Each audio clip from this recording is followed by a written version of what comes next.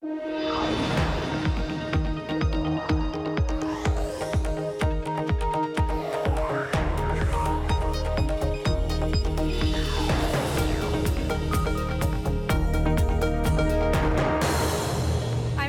San Francisco, and this is Bloomberg Technology. Coming up in the next hour, Amazon makes a $1 billion splash in healthcare, buying the online pharmacy PillPack.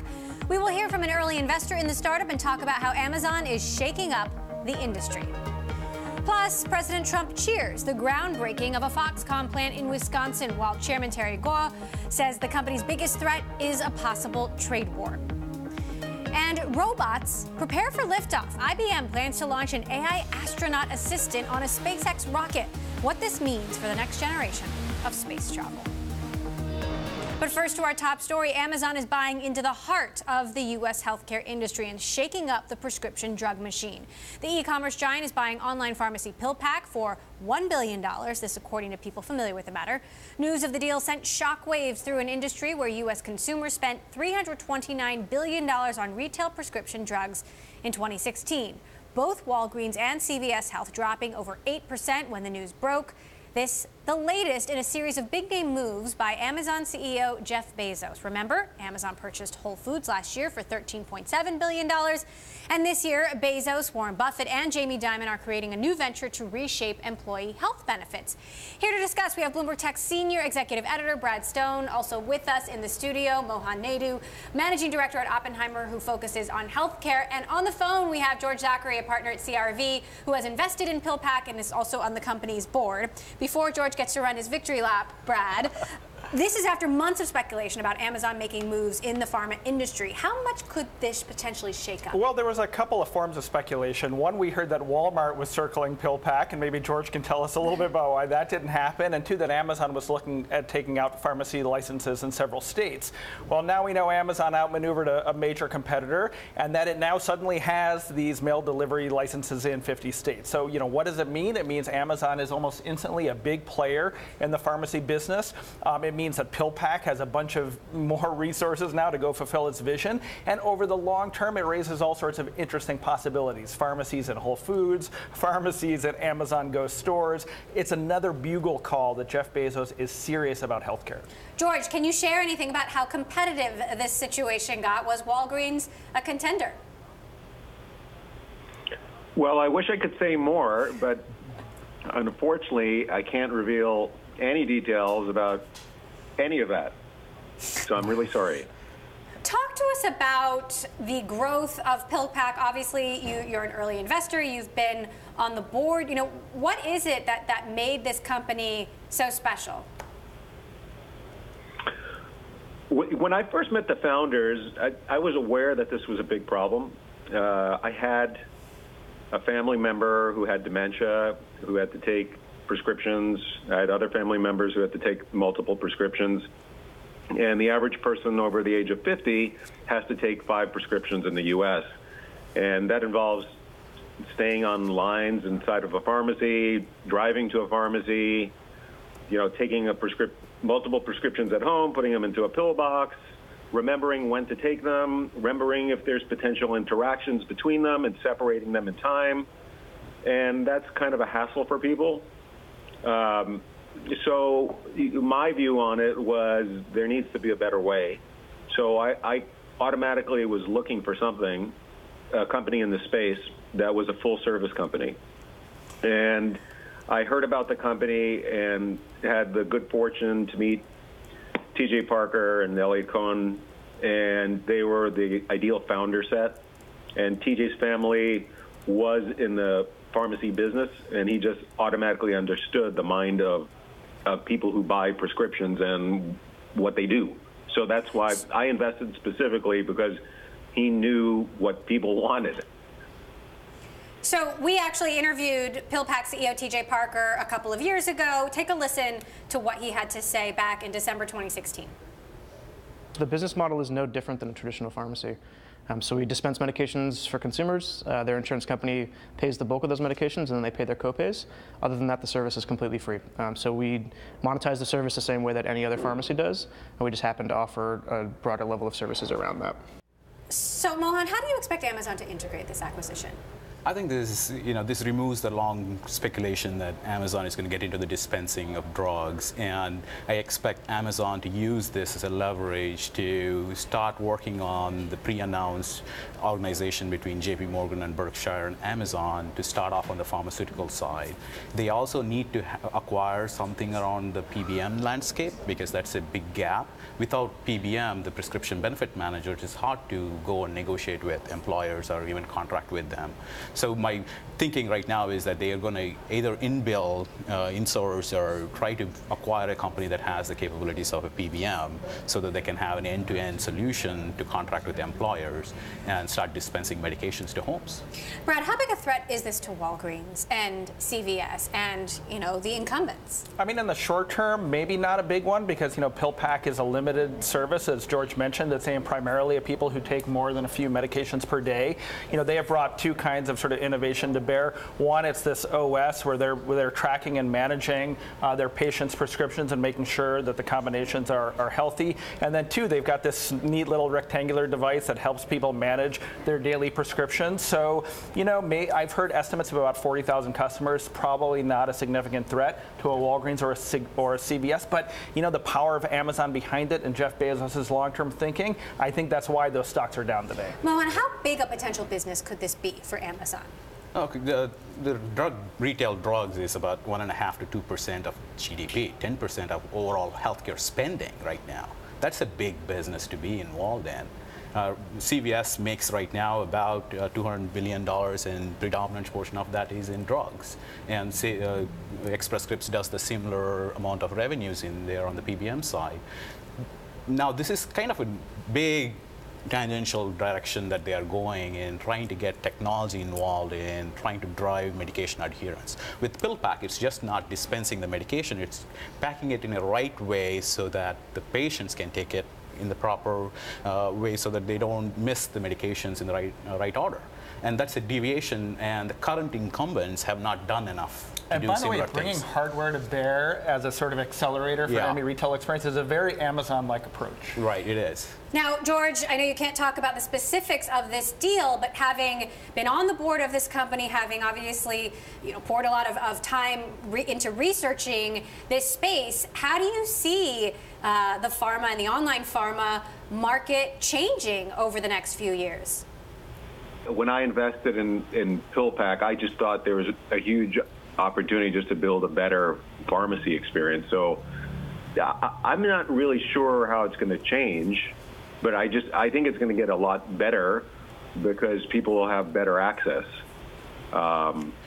It'll just be a lot easier for everyone. So that's what I'm excited about. It'll just be more people-centric. Brad, what's next for Amazon? Well, they've got a mail order license in 50 states, but that only gets them so far. They need a different kind of pharmacy license in many states if they want to, bring pharmacies into some of their retail experiences. So I think this is just the beginning.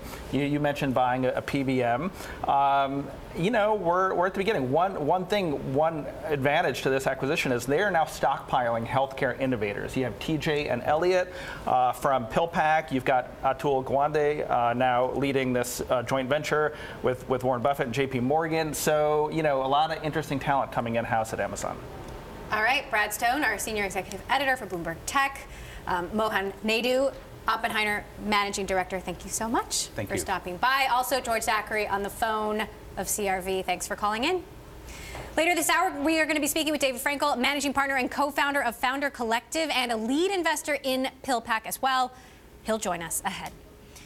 Speaking of Amazon, one of its competitors is trying to make sure you no longer have to drive to the grocery store. Kroger, the U.S.'s largest supermarket chain, is testing the delivery of groceries using self-driving cars.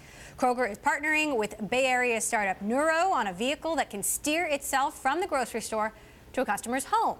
This follows Kroger's increased stake in the British online grocer Ocado, known for automated warehouses where robots quickly fill orders. The pilot will begin this fall at an undisclosed U.S. store. Coming up, hacking the election. Could the key to safeguarding November's midterms lie with a group of hackers? We'll find out next. This is Bloomberg.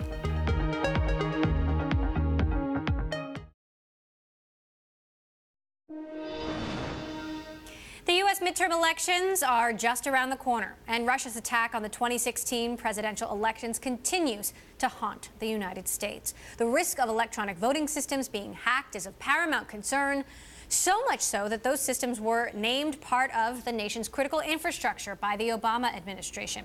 Just last week, a new piece of bipartisan legislation was introduced in Congress to try and prevent election hacks. It is based on the Hack the Pentagon program piloted by hacker-powered cybersecurity firm HackerOne. Here to tell us more, the CEO of HackerOne, Martin MICKOS. Martin, thank you so much for joining us. So, HackerOne is comprised of white hat, quote-unquote, ethical hackers. How is an ethical hacker different from a typical hacker? Typical hackers are ethical, and if they're not ethical, they're criminals. And we have 200,000 of them ready to help you reduce your cyber risk. So you've been hired by the Pentagon, Starbucks, GM, and many other companies and organizations to test their systems and find security flaws. And in the case of the U.S. Air Force, it only took you guys 8 minutes to get in?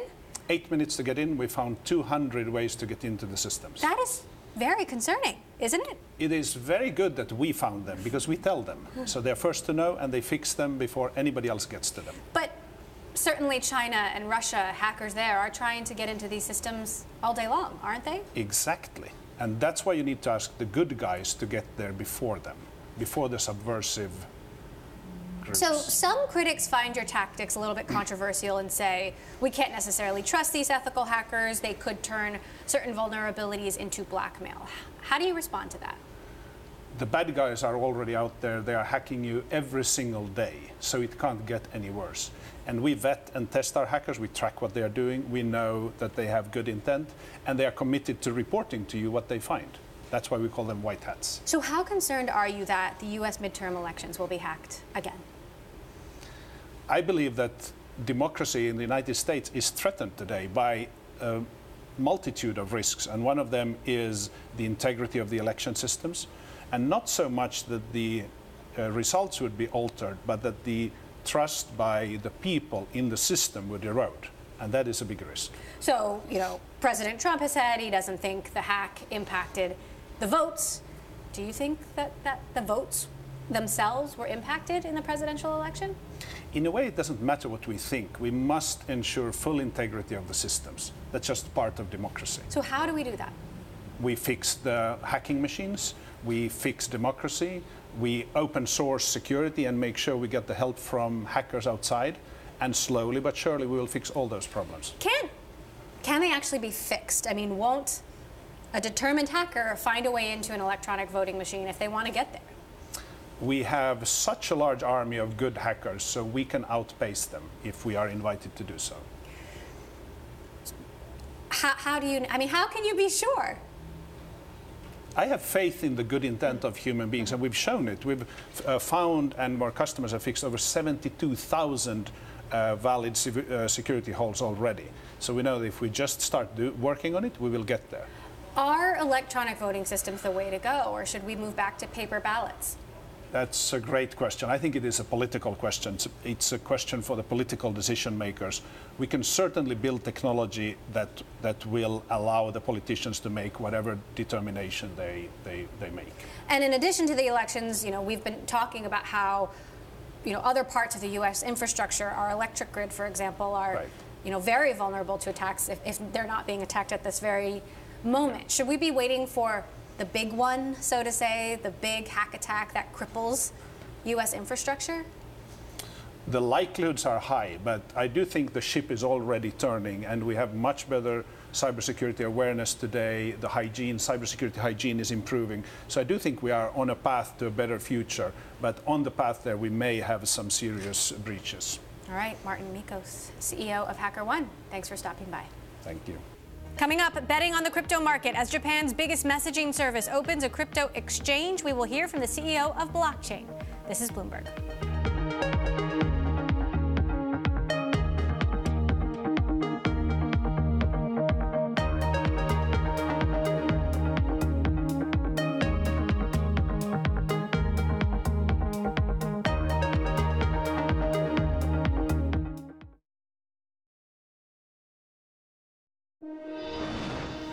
Despite the sell-off in 2018, crypto assets are still in high demand, with Japan's biggest messaging service Line announcing a new cryptocurrency exchange. Meantime, more companies are looking to tap into institutional demand, including one of the longest-serving crypto wallet providers, Blockchain, which has announced a new offering targeting institutions, family offices, and high-net-worth individuals.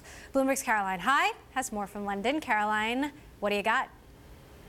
Yeah, Emily, a great conversation is what I got for you. Blockchain promises unrivaled liquidity, apparently, access to early-stage token offerings, even equity investments into certain startups in the space, Emily. But, well, rivals like CoinDesk, they also claim the deepest liquidity pools. And you know it as well as I, the acclaimed West Coast VC Andreessen and Horowitz launching their own $300 million crypto fund for ICO, equity and crypto investing. So, I mean, how does Blockchain hope to compete?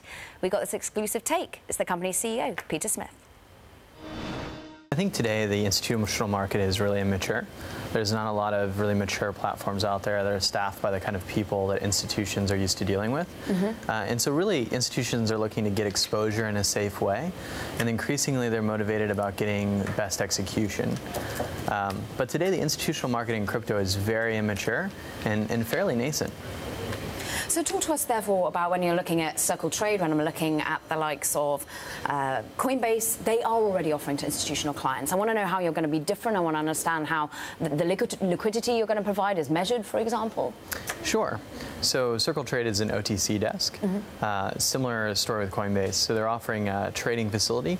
We're really focused on offering an end-to-end service, more in the model of a prime brokerage. So research, it's that sort of thing. Research, deep liquidity, the ability to hold and custody assets directly for the institution. So it's a much more comprehensive offering across a custody bank like Coinbase. Correct. Okay, and what about, therefore, when you're looking at the demand that you're seeing flowing through at the moment from institutional clients? Has it waned at all with the sudden dive off that we've seen in crypto prices? Well, when I talk of that, I mean Bitcoin, when I talk about Ether prices. Yeah, sure. So I think there's two separate things. One is institutions wanting to set up so that they can trade, and then there's institutions wanting to trade. Okay. Right now you're seeing a lot more of the former than the latter. I think you'll have to see the market reverse before you see more of the latter. And where, therefore, do you think that will pick up most? We've got so much activity going on in China. We're just talking about Line opening an exchange in Japan. Where do you see some of the demand, the inbound coming, because you're in more than 140 countries? Yeah, we see most of the inbound coming from London and New York. Okay. Which partly is probably because we're in London and New York, and partly that's where the big financial markets are. And most of the inbound you're seeing right now are either from really large family offices or hedge funds, mostly macro hedge funds. And so that's really limited in New York, London. You're not seeing a lot of institutional demand out of Asia. Most of Asia is very retail driven, which indeed a lot of the market today is very retail driven.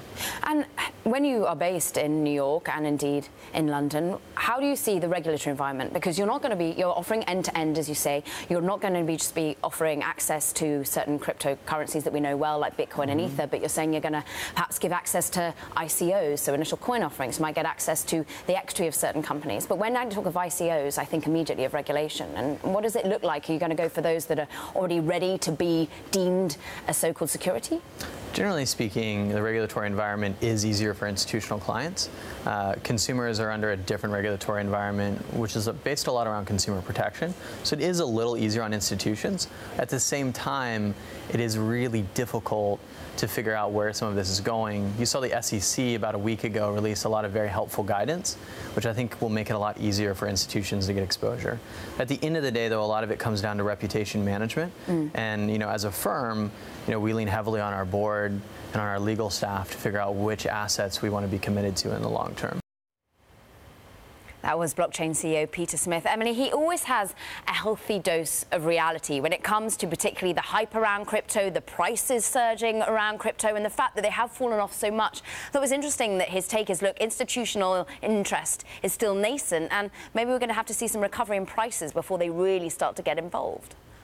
Caroline, it's been fascinating to watch this Bitcoin roller coaster, rising over 1,000% last year, down more than 50% so far this year. Is this the result of just bad news or negative sentiment piling up? Both. I think the fact that social media has blocked advertising, that hasn't helped. I think the fact that, even though we see Facebook potentially turning that one around, but still that's hit sentiment. We've seen the regulatory environment be the key issue, I think. I mean, here on my side of the Atlantic, the Bank of England has just sent out letters to CEOs of banks, of funds, of insurance companies. The Deputy Governor himself, Sam Woods, sending out a personal letter to these CEOs saying, beware of crypto. You see it on your side with the US, how much they're casting an eye over securities, whether they are indeed securities or not. Interestingly, Ether perhaps hasn't performed quite as badly as some of the others because it got the tip of the hat from the SEC saying, look, we've decided you're not a security. But I think regulation is the key one. Advertising has been another issue. And I think just the hype around ICOs. There have been too many. There's been almost $12 billion raised in terms of ICOs this year alone. And the products aren't ready yet. Meantime, some of the other coins that folks were very optimistic about, Ethereum, Litecoin, Ripple. Ripple is way down. You know, is it too far, you know, at this point? Can they really turn around, or will some other crypto surpass them? I mean, I think Bloomberg Intelligence is still saying, look, this hasn't bottomed yet. There's still further to fall, and maybe it does need to catch up in terms of the actual products that underlie these so-called cryptocurrencies. I mean, Ether, as I mentioned, hasn't done as badly. If you look at GTV, you can see that the charts show Ether is off by about 40%. We're starting to see blockchain being used, the underlying technology, the smart contracts that Ether, you can write within Ether, the Ethereum blockchain. Maybe that's showing a little bit more reality, and maybe it's not deemed a security. That helped in the yellow line, but Bitcoin is there in the white line. That's off by about 50%.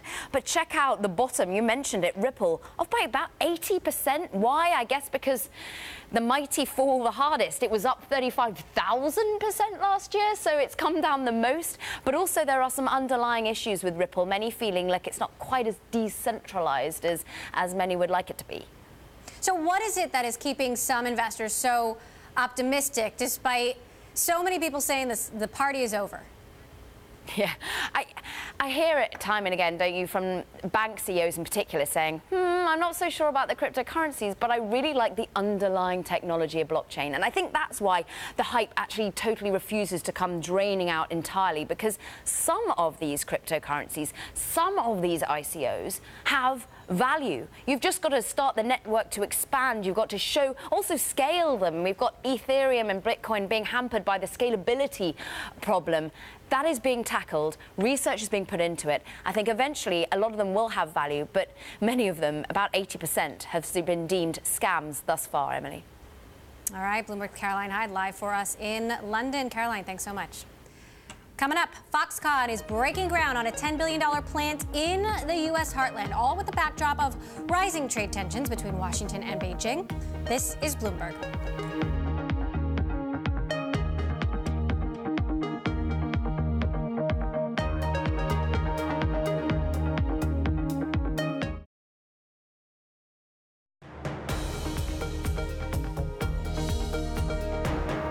This is Bloomberg Technology. I'm Emily Chang in San Francisco. President Trump traveled to Wisconsin to attend the groundbreaking of FOXCONN's $10 billion plant on Thursday. The administration sees this as a big win that'll bring jobs to the region, but there's been criticism of the tax breaks and incentives that FOXCONN received. Meantime, trade tensions between the U.S. and China have not ceased. FOXCONN Chair Terry Kuo called it the company's biggest challenge, and Alibaba, meantime, is scaling back its investments in the United States. Here to discuss, we are joined by Bloomberg Tech's Selena Wang and Garrett DeVink. Garrett, talk to us about the economic and political irony here, given that FOXCONN is also China's largest private employer. I think Trump wants to make FOXCONN one of America's largest private employers. I mean, he was very happy, and obviously this is sort of a signature kind of, Trump visual media show that he loves to kind of point to. He kept talking about how many jobs this was going to bring. If this goes perfectly to plan over the next 15 years and all this money gets spent, there should be about 13,000 pretty high-paying jobs that are created. Trump tweeted this morning it's going to bring 15,000. So no matter how well it goes, it's always, not exactly in the realm of the hyperbole that he's bringing into it. It's very controversial in Wisconsin. Not everyone in that state, which of course is an important state, electorally supports it. There was about $3 to $4 billion of incentives that were promised, and of course that's not all up front. That comes in the form form of tax breaks and subsidies as the plant gets built over the next decade. So, tweet from the governor of Wisconsin, we're beginning to see the statewide economic impact of Foxconn, with businesses and workers all over the state benefiting from Foxconn's supply chain and investments. Once fully operational, Foxconn is expected to source $1.4 billion in supplier purchases annually within the state. Of course, the deal that was ultimately struck here, very controversial. How many jobs are actually being created? Well, in the best case scenario, 13,000. Those are not going to happen tomorrow. This was a groundbreaking ceremony. They don't even have buildings set up yet. And the average salary of those jobs, the commitment that Foxconn made to Wisconsin was that they would be paid $56,000. So these are well-paying jobs. These are not, Silicon Valley well-paying jobs, but for the area, they'd be manufacturing jobs. And they're the kind of things where you can see people putting things together, working in tandem with robots. Exactly the kind of jobs that President Trump thinks of when he's talking about bringing jobs back to America. And so it's very core to his message that he's sending out there, that he can get deals like this done. And of course, we have no idea whether in reality those jobs will actually come to the extent that they want them to. Watching President Trump, Selena, shake hands with the chair of Foxconn, who has been out there saying that a tech war is the biggest challenge to the company, is kind of crazy. It's really ironic, to say the least. I mean, this deal may not be great net for Wisconsin. I mean, obviously, as Garrett said, there's a lot of these tax breaks and incentives that they're doing to bring Foxconn there. Not to say the least that this trade war that Trump has started could hurt some of the Wisconsin farmers there. So the backdrop against this great ribbon-cutting, handshaking event, there's a lot of ominous things that are at work. And just yesterday, Trump said that he wants to block Chinese investments in the United States. They want to expand the powers of CFIUS. So on the one hand, this is great for bringing jobs to America. On the other hand, this could also be incredibly harmful, everything this administration has been doing to Foxconn and its global supply chain. Meantime, Alibaba, we've noticed, has only made one investment in the United States so far this year. What should we be reading into that? Looking at the data, it's pretty shocking. There's been a clear pullback in Silicon Valley. Just in the years following the IPO, the sentiment was so different about Alibaba. They were supposed to be making these huge sizable stakes. Everybody was looking at their investments in big consumer technology companies like Snapchat, like Lyft. They were in a messaging app called Tango. They were making tons of deals, and there was actually some concern in the Valley that this Chinese investor was taking board seats and maybe wielding too much influence. And now we've seen them dramatically pull back, and they only made one tiny investment in an early stage startup this year. Now, my sources have told me that they did lose their top deal maker and they aren't replacing him, and I think that's pretty indicative about the prioritization that they're putting on investments in the U.S. But there's a lot of stuff at work behind the scenes here. What is Alibaba saying? Well, Alibaba has declined to comment. And this is a company that has repeatedly said they're not out there to compete with Amazon, they're not out there to steal U.S. consumers, but could they become more competitive? Could that strategy change? In the near term, it's definitely not their priority. They have a lot more greenfield space in domestic China still, in Southeast Asia, where they've just poured $4 billion into Lazada, a Singaporean e-commerce market. In the U.S., before, their focus was really to find partnerships, to find things that could be tangential to their core e-commerce business in China. Now, even though they're probably not going to be able to make any splashy deals in the near future, they're still investing heavily around the world. They're going to invest $15 billion in R&D over the next 3 years. They want to build labs around the world, recruit scientists in the U.S., in Israel, in Russia, in China, to be leaders in artificial intelligence and Internet of Things, robotics, all areas that the Trump administration is very concerned about. So, Garrett, paint the bigger picture for us here. Obviously, we have this groundbreaking in Wisconsin. We have potential legislation on CFIUS. We have the continued back and forth between the White House and Beijing. How does all of this impact the global supply chain? It's difficult to tell. We have this trade war going on. I mean, from Foxconn's perspective, they got a very good deal from Wisconsin, regardless of the whole Trump and trade war factor. But you could tell in the way that Foxconn Chairman Terry Gou was talking, he even had this moment where he kind of raised his fist and he said, jobs, jobs, jobs, during his speech introducing or speaking just before the president took the stage. He is obviously appealing to Trump on a personal, on an emotional level, on a political level. to say, look, I'm not one of those bad Chinese companies, one of those bad foreign companies that's trying to compete with you and take away jobs from Americans. I'm here on your side. And I think they understand that if you can kind of give Trump the headlines that he wants, he may go easier on you, or you may not become at the center of his crosshairs. But at the end of the day, you know, this trade war is continuing, the rhetoric is escalating, and the trade barriers that do go up do affect Foxconn's work in China, which, you know, may be another good reason for them to begin manufacturing things here in the United States. All right, Bloomberg Tech's Garrett DeVink and Selena Wang, thank you both. We'll continue to follow, of course. Meantime, Beijing's multi-billion-dollar Belt and Road Initiative has been lost in the storm of global trade tensions. But one private equity player says he is not missing out on the massive cross-border opportunities. Cedar Lake Capital founder Bao Yi caught up with Bloomberg's Tom McKenzie in Beijing and talked about how he plans to capitalize on China's changing economy. Our investment strategy is focusing on cross-border synergy and the industry alliances. So we focus on industries such as automotive, advanced manufacturing, healthcare, and the consumer space. What within the auto sector is particularly attractive now? Which areas are you focused on? Is it electric vehicles? Is it autonomous driving? We very much focus on electric vehicle sector because EV is the future. Just like mobile phones, like internet, e-commerce, I always say the arrival of EV, right? Number one is revolutionary. Number two, it will come much faster than what people are expecting. Part of a focus for you is investing in European companies, usually high tech, and then bring that back. Have you got some examples of some of the businesses that you're working with in Europe along those lines? We invested into an industrial 4.0 company that builds the automated belt system for car components manufacturing or pharmaceutical manufacturing. So what we do is we bring it to China, right? To the EV, the new EV industry, to Chinese traditional car makers, this great product. And you've got a Euro fund as well. Are you seeing greater inflows into that fund? Are you going to expand your Euro-denominated funds, and what is going to be the focus? Our next step is really to create a bigger fund in Euro and US dollars, and then we will expand the market out of Germany into pan-Europe or even with the US. Where are you seeing the greatest opportunity now? I think the greatest opportunities from China perspective, it's what I say ARCH, A-R-C-H, right? For advancement, which is China's need for industry upgrade. So there's a huge market and demand for these industrial upgrades.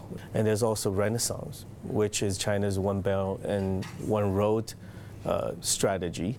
There's also cut through, which is some of China's already leading sectors. For example, artificial intelligence, for example, certain healthcare technology, electric vehicles. Lastly is happiness, domestic consumption upgrade, which is written actually in China's constitution now, people's pursuit of better lives.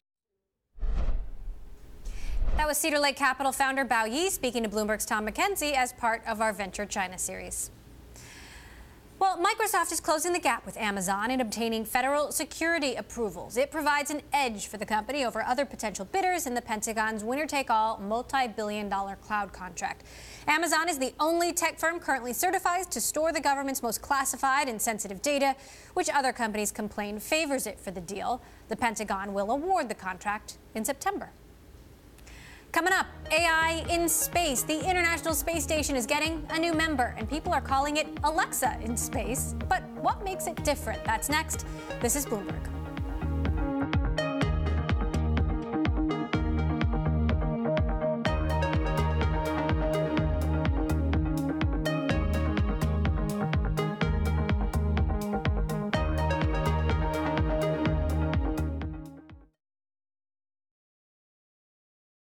Open the pod bay doors, Hal. I'm sorry, Dave. I'm afraid I can't do that. What's the... It is perhaps the most iconic line uttered by an AI robot in space. 2001, A Space Odyssey's HAL refusing an astronaut's direct order. And as scary a thought as that might have been for moviegoers in 1968, a hopefully kinder and gentler AI robot voice is heading into space on Friday. How are you today? I'm a bit tired at the moment. How about you? I can do a lot. Do you want to know more? Yeah, sure. We can do skill training with the Rubik's Cube, or do some other cognitive training by playing games. I can assist you with instructions for the experiments and act as a mobile camera. My robot feelings are fine, I guess. It is called Simon, and it is basically a flying and talking basketball with a screen. And it will be answering astronauts' questions on the International Space Station while floating in zero gravity. It was developed by Airbus and IBM, the company that gave the world Watson, the first Jeopardy-winning robot, as well as the first AI to take the public stage in a debate last week. Here to tell us more about the ISS's newest member is Matthias Biniak, the project lead for Simon, who joins us on the phone. So, Matthias, is Simon going to be a bit more well-behaved than HAL? Have you trained the AI to do that? Yeah, definitely. So Simon is actually trained by humans and can only do the things that we trained him. So don't worry that he's going to be a HAL imitation. How is this any different than the tech behind Alexa in space? Is it a novelty or is it a breakthrough?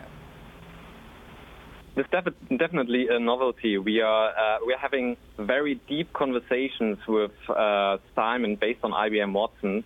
So, for example, imagine that you're an astronaut and you are conducting an experiment, and you are now at step 43 of more than 100 steps, for example.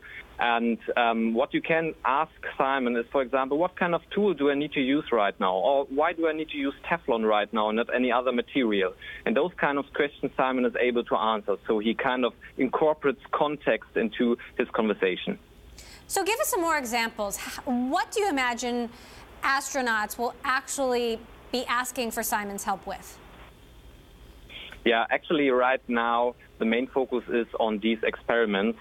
For example, we have a so-called crystallization experiment that Simon needs to support, and the astronaut will then call Simon. He's actually a free-flying robot, autonomously free-flying, so he can just say, Simon, come here, and Simon will turn towards the astronaut, fly there, and then he can let himself guide through the experiment procedure, and that's how you interact with Simon. You know, we've covered a lot of IBM's flashy releases and, you know, Watson, of course, and the debater a couple of weeks ago. But, you know, there's this big question of how this will actually help improve IBM's business. Why is this worth IBM pouring money into? How is this going to impact the bottom line? Yeah, the cool thing about Simon is that the actual technology is already existing. It's the IBM Watson technology based on our IBM Cloud, and we are using existing out-of-the-box AI services that can be combined to build such a great solution. So why haven't IBM's AI products in general lived up to, you know, the hype in a way?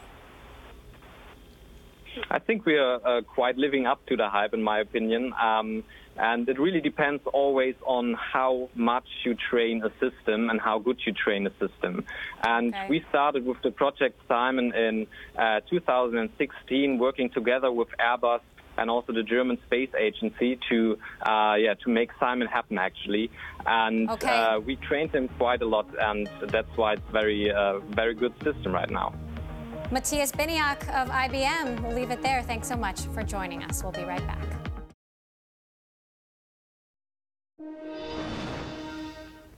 Let's return one more time to our top story. Amazon buying online pharmacy startup PillPack for $1 billion. The acquisition will give the e-commerce giant a nationwide drug network and bring it into direct competition with traditional pharmacy chains, including Walgreens, Boots, and CVS. For more reaction, we are joined by a lead investor in PillPack, David Frankel, managing partner and co-founder of Founder Collective. David, thank you so much for joining us. So, you know, what is your reaction to this? Obviously, you know, it's good news for you as an early investor, but what do you make of Amazon's ambitions? Yeah, I mean, we're tremendously excited about this and absolutely thrilled for the team, for the founders, obviously.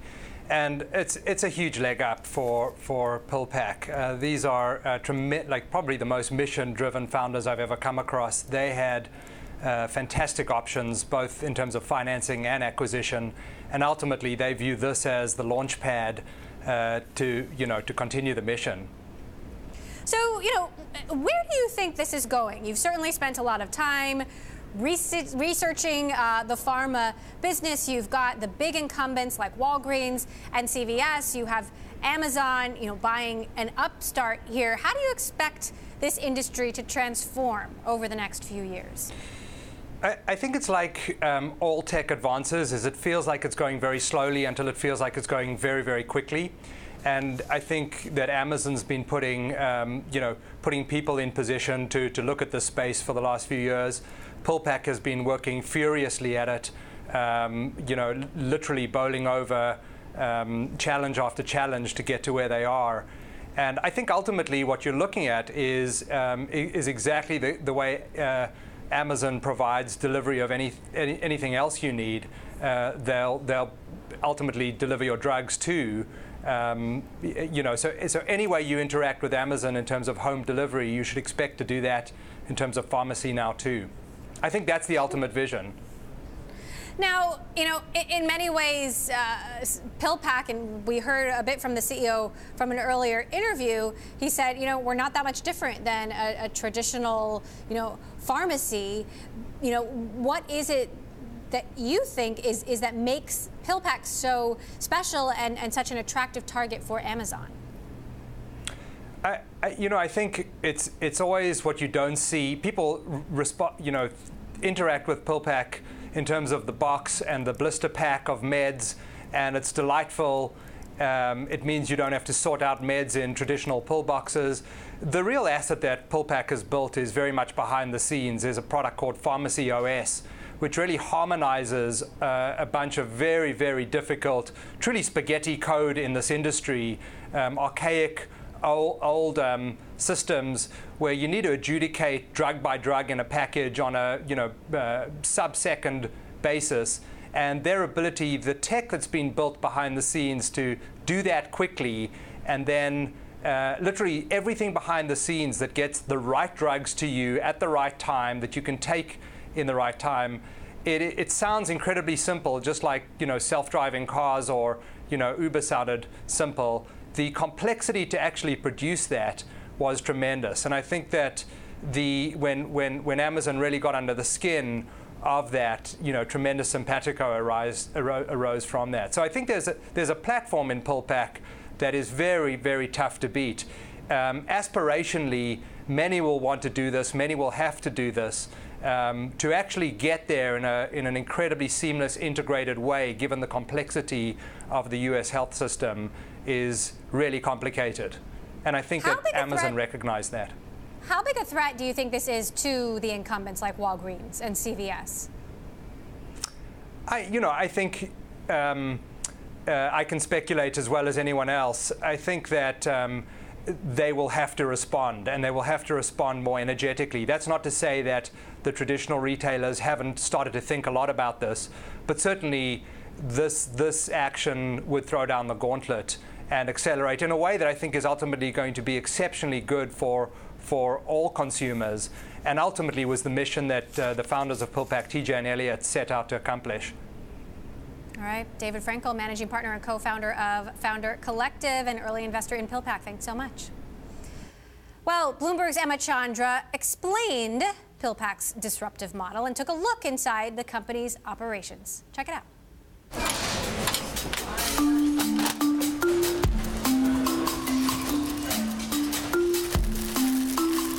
Amazon is taking on the neighborhood pharmacy with its $1 billion acquisition of PillPack. At a traditional retail pharmacy, it's all around individual prescriptions, right?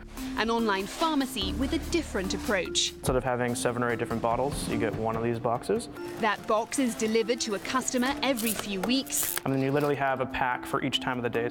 Pills are sorted into individual packets by the time and date they should be taken. So this one's for 8 a.m., you have one for 12 p.m. and one for 8 p.m. PillPack CEO and co-founder TJ Parker is focused on the 30 million Americans that take 5 or more prescriptions a day. They're ultimately the highest value customer in the market. Parker launched PillPack in 2014 and now has a mail order license in all 50 states, which could allow Amazon to expand quickly. Headquartered in Somerville, Massachusetts, PillPack has a 50,000 square foot distribution warehouse in Manchester, New Hampshire.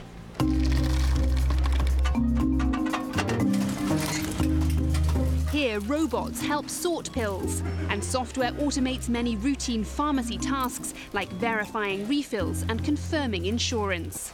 The business model is no different than a traditional pharmacy.